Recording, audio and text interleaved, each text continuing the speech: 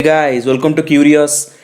क्या आपको पता है जेनुआ data information technology company India की हर एक जाने माने लोगों की टारगेट करके उनके रिलेटेड सभी इंफॉर्मेशन चाइनीज इंटेलिजेंस और पीपल्स लिबरेशन आर्मी के साथ शेयर कर रहा है।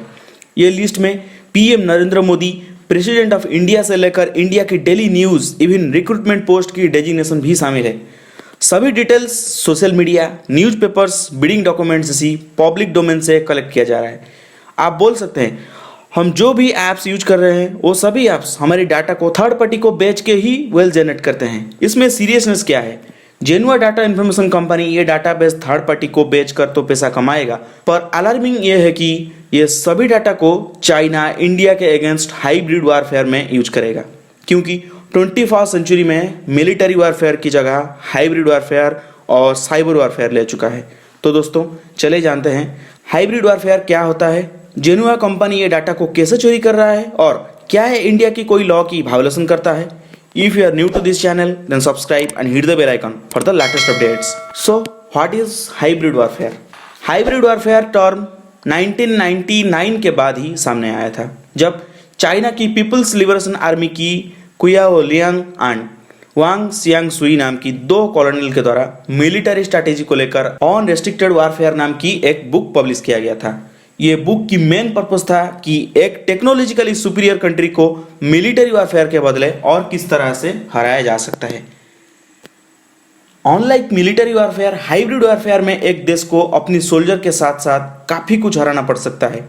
हाइब्रिड वारफेयर में एक कंट्री को कई जंग एक साथ लड़ना पड़ सकता है, जैसे कि हाइब्रिड वारफेयर में कंट्री की क्रूशियल डाटा को ब्रीच किया जाएगा, साइबर अटैक्स हो सकता है, डिप्लोमेटिक रिलेशन को खराब किया जाएगा, इकोनॉमी को पूरी तरह से डिस्ट्रॉय किया जाएगा। इवन हाइब्रिड वारफेयर के तहत ऐसा भी हो सकता है कि कोई भी कंट्री के सिटीजन्स को अपनी गवर्नमेंट के अगेंस्ट भड़काया जा सकता है।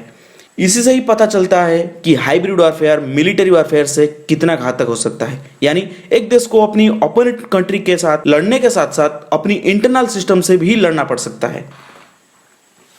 आप बोल सकते हैं अगर हाइब्रिड वारफेयर के तहत कंट्री में साइबर अटैक्स होता है, डाटा को ब्रीच किया जाता है, पर रिसेंटली ऐसी कोई साइबर अटैक्स तो इंडिया में नहीं हुआ है और इंडिया में तो 100 से भी अधिक चाइनीज ऐप्स को बैन भी किया जा चुका है।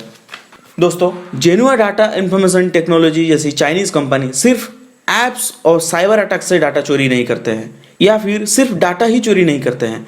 इस तरह की company personal social media accounts को टारगेट करते हैं, आपकी रिलेशनशिप, फ्रेंड्स लिस्ट, आपकी हर एक पोस्ट, कमेंट्स, आपकी फ्रेंड्स के द्वारा किया जाने वाली लाइक्स, कमेंट्स जैसी सभी डाटा को और इवन आपकी जीपीएस लोकेशन को आर्टिफिशियल इंटेलिजेंस जैसी टेक्नोलॉजी की मदद से कोरिलेट करता है। जेनुआ कंपनी अभी इंडिया की हर एक individuals, political institution, government, business, technology institution को टारगेट कर रहा है और ये सभी डाटा को लेकर एक रिलेशनल डाटाबेस बनाया जा रहा है जिसको पब्लिक सेंटिमेंट एनालिसिस के लिए यूज किया जाएगा। एक सवाल ऐसा भी हो सकता है कि इंडिया में डाटा प्राइवेसी को लेकर तो लॉ भी है, क्या जेनुआ कंपनी जो डाटा चोरी कर रहा है ये इलीगल है? इंफॉर्मेशन टेक्नोलॉजी रूल 2011 के तहत आईटी एक्ट 2000 के अनुसार एक नेचुरल पर्सन के रिगार्डिंग कोई भी इंफॉर्मेशन जिससे डायरेक्टली या इनडायरेक्टली एक पर्सन को आइडेंटिफाई किया जा सकता है उसी को ही पर्सनल डाटा कहा जाता है। इसमें कोई ऐसा इंफॉर्मेशन शामिल नहीं है जो कि पब्लिक डोमेन में फ्रीली और इजीली एक्सेसिबल है। आईटी एक्ट 2000 रूल्स उन सभी पर्सनल डाटा की डायरेक्ट मार्केटिंग के ऊपर कोई कंडीशन या रेस्ट्रिक्शन लागू नहीं करता है। जब बात आता है थर्ड पार्टी डाटा कलेक्शन की, जैसे कि जेनुआ कंपनी कर रहा है, तब यह थोड़ा कॉम्प्लिकेटेड हो जाता है। अगर कोई कंपनी आपकी कंसेंट के बिना आपकी जीपीएस लोकेशन, आपकी डाटा दूसरी कंट्री की इंटेलिजेंस के साथ शेयर कर रहा है, देन इसको इलीगल कहा जा सकता है। लेकिन फॉरेन लॉ के लिए कोई भी डाटा प्राइवेसी लॉस लाना ऑलमोस्ट इम्पॉसिबल है, क्योंकि यह time to time, country to country vary करता है और यह किसी भी टाइम पे बदल सकता है। एबव ऑल, दुनिया में कोरोना वायरस जैसी डेडली डिजीज को स्प्रेड करके पीपी किट, टेस्टिंग किट बेचना और श्रीलंका, पाकिस्तान, मालदीव जैसी कंट्री को लोन देके उनकी ऑटोनॉमी छीनना, ये सब चाइना का हाइब्रिड वारफेयर की एक हिस्सा है और इसमें कोई संदेह नहीं है कि चाइना अमेरिका जैसी कंट्री को पीछे धकेल के एक सुपर पावर बनने के लिए कोई भी हद पार कर सकता है। तो दोस्तों ये था हाइब्रिड वारफेयर के बारे में सारी डिटेल्स। अगर आपको ये वीडियो अच्छा लगा then like, share and subscribe. for more videos like this. Thank you for watching this video till the end.